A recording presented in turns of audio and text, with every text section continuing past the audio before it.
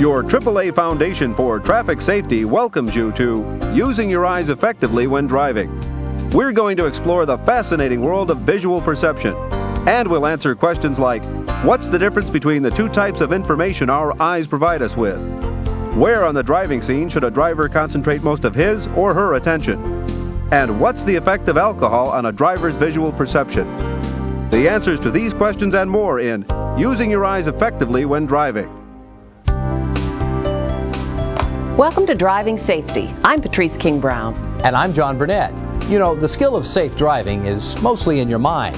How well you think about what's going on around you. To think clearly and react quickly, you need information. And most of that information comes to you through your eyes. It's called visual perception, and it means your ability to notice many things at once. To get the right information to the brain, a driver's eyes have to move constantly, picking out the appropriate parts of the driving scene at the right time. Let's see how you can make sure you're using your eyes right when you drive. First, let's take a look at how a driver's eyes work. What's the difference between the two types of vision our eyes provide? Our central vision is concentrated in a spot that covers about 3 degrees of our visual field, and peripheral vision, or side vision, covers the rest. Now, as you can see here, the 3 degrees of central vision is a very small area in the middle of your total field of vision. But central vision allows us to make some very important driving judgments, like estimating distance and reading details in the traffic scene. Our peripheral vision, or side vision, is not as sharp as central vision, but it is more sensitive to light and motion. And that's a good thing, because it helps us detect events to the side that are important to us, even if we aren't looking directly at them. Events like cars entering our field of vision from the side, or warning lights on ambulances, police cars, and other emergency vehicles. Central vision plus side vision make up the entire visual field, the main source for the information that every driver needs for safe driving. And most driver mistakes are caused by bad habits in the way they use their eyes.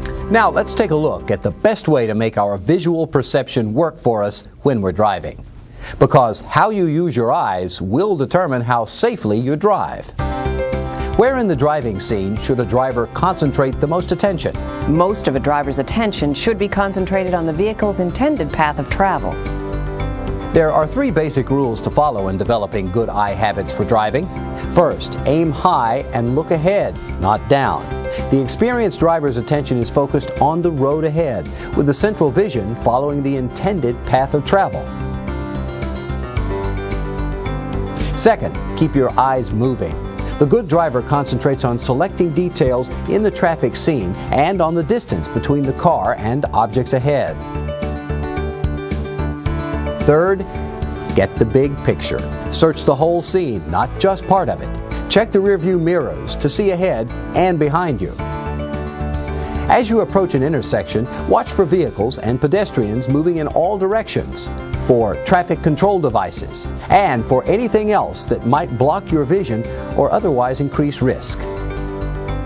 Now let's see how these rules work in some actual driving situations.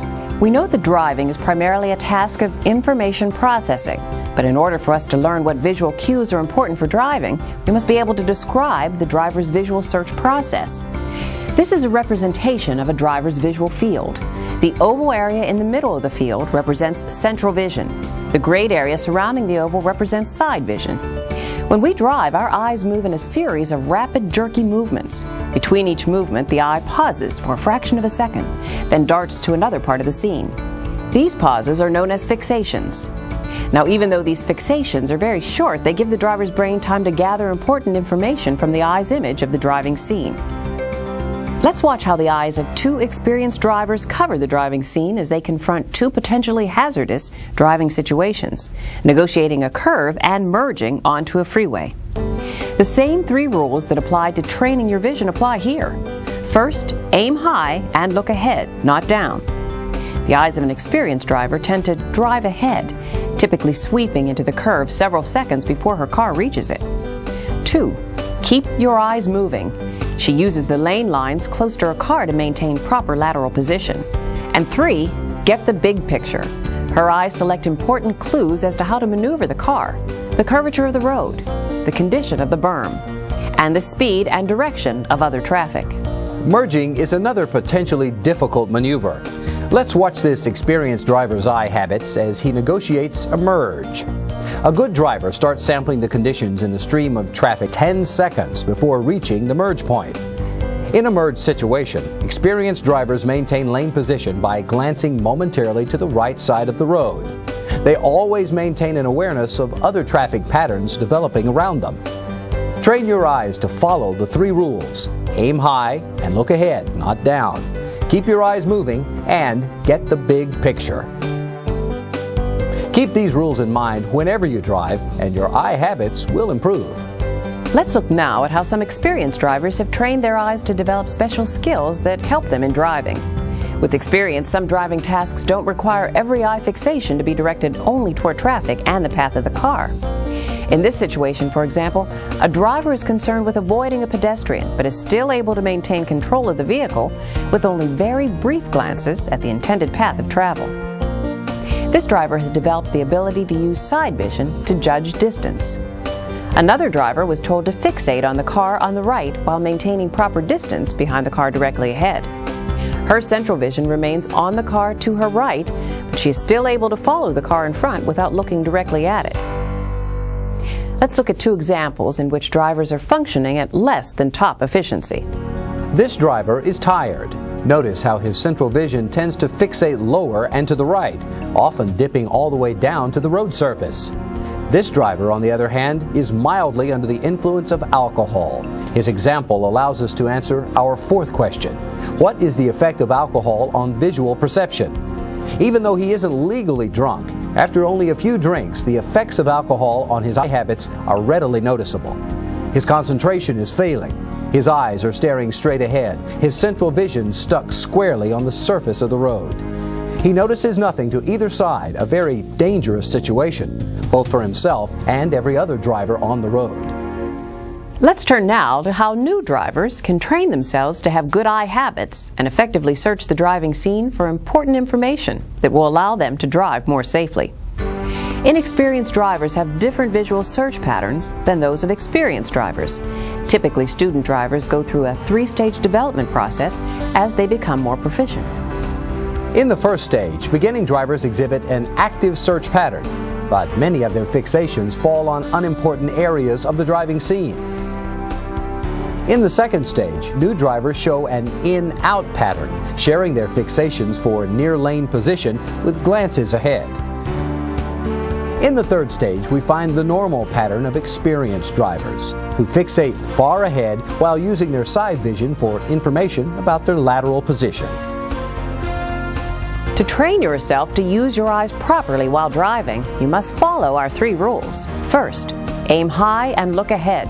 Give yourself a visual lead time of at least 20 to 30 seconds. That's about 2 city blocks at 30 miles per hour, 4 at 55.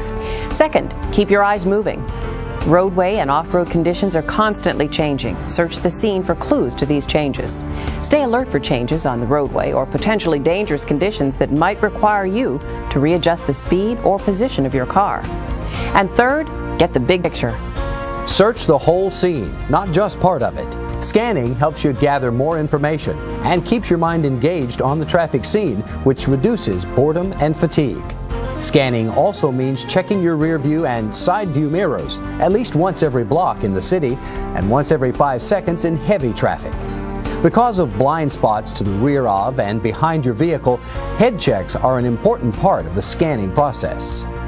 Always return your central vision to your intended path of travel and use your side vision for information along the edges of the traffic scene. Well, that pretty much wraps up our presentation on visual perception.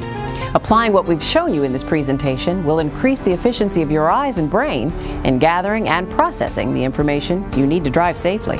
Remember, your safety and the safety of everybody on the road with you depends on all of us improving our skills at seeing and anticipating driving hazards. Thanks for joining us, everybody.